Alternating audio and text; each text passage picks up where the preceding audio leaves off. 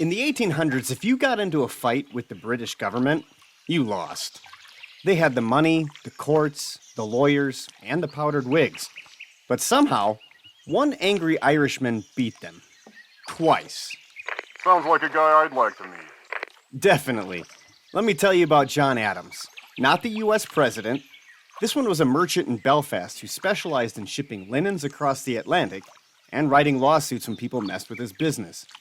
One day, he noticed something odd with one of his shipments, a tax charge for something that wasn't supposed to exist anymore. He was being charged a linen tariff that had been repealed, but customs kept charging it anyway. Classic. We canceled the tax but didn't cancel the charging. Honest mistake. Yep, pretty much. They were hoping he'd just eat the cost and move on. But John wasn't wired like that. He appealed to their kindness. They ignored him. So he filed a formal protest. Ignored again. Finally, he sued the British Crown. Now keep in mind, this was the biggest empire in the world being sued by a linen guy. Typically, if you sued the Crown, you lost. But John won. They admitted the charge was bogus. Adams sent them a bill to recoup the cost of the tariff. No surprise to anyone, the government refused to pay. So, he sued them again. And he won again. What, did they think he was going to forget they owed him money? Yeah, they must have, because he obviously didn't. That should have been the end of it, but the British government decided to get even dumber.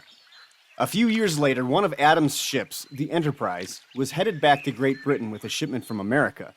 It had made the trip dozens of times before, but this time, a British naval vessel intercepted it off the coast of Ireland. Why? Because they suspected it might be smuggling something. No warrant, no specific item they were looking for, just suspicion and overreach. So they played guess the crime and just boarded his ship? This sounds familiar. Yep.